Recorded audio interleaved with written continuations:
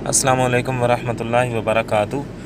جی، آپ کا سوال نماز استسقاء یعنی بارش کے لیے جو نماز پڑھتے ہیں اس کے متعلق آپ کا سوال ہے۔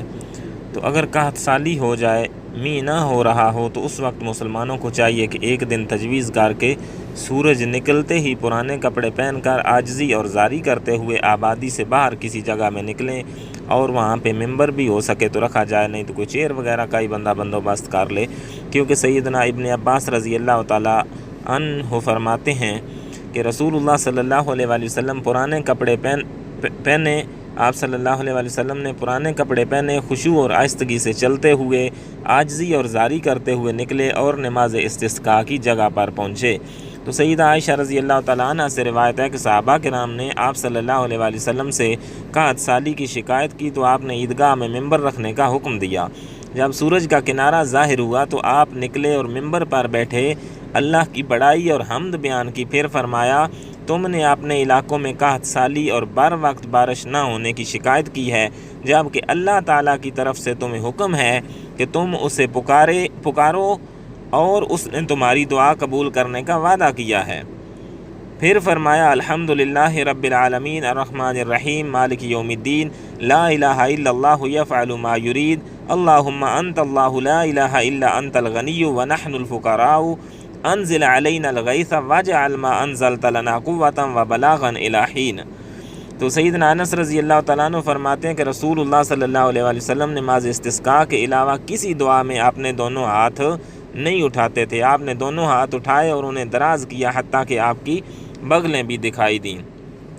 تو ہاتھوں کو سر سے اونچا نہیں کرنا چاہیے۔ آپ صلی اللہ علیہ وآلہ وسلم کے ہاتھوں کی پشت آسمان کی طرف تھی، آپ نے ہاتھوں کو الٹا رکھ کے دعا مانگنی ہے، اور پھر امام جو ہے لوگوں کی طرف پیٹھ کر کے قبلہ رخ ہو جائے اور ہاتھ اٹھائے رکھے اور یہ دعائیں پڑھے، اللہم اسقنا اللہم اسقنا اللہم اسقنا، اور اس کے بعد دعا ہے اللہم اسقنا غیثا مغیثا مریعا مریعا نافعا غیر ضار عاجلا غیر عاجل۔ تو یہ دعائیں پڑھیں۔ تو اس کا طریقہ یہ ہے کہ سب سے پہلے جب آپ عیدگاہ پہنچیں گے، عیدگاہ میں بھی یہ نماز پڑھی جا سکتی ہے، اگر عیدگاہ نہیں ہے تو آپ اپنے گاؤں سے نکل کر باہر اگر کوئی کھلی جگہ ہے، کوئی گراؤنڈ ہے، تو وہاں پہ جا کر یہ نماز پڑھ سکتے ہیں۔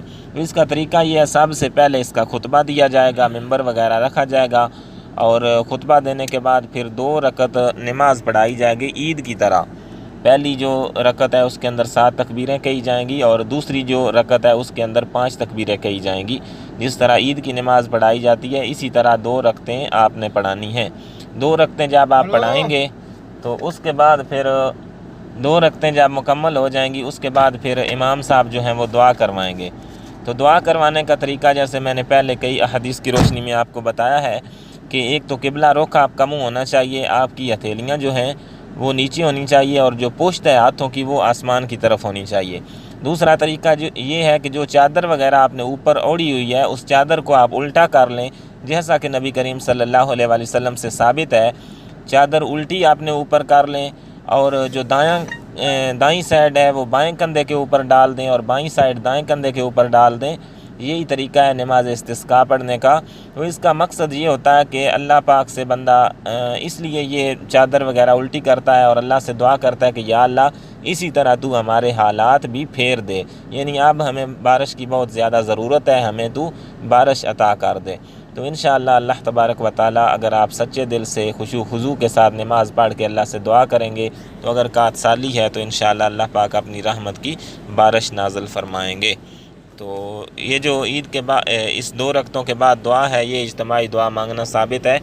آپ اس طرح یہ نماز پڑھیں گے تو انشاءاللہ اللہ پاک آپ کی دعا قبول کریں گے۔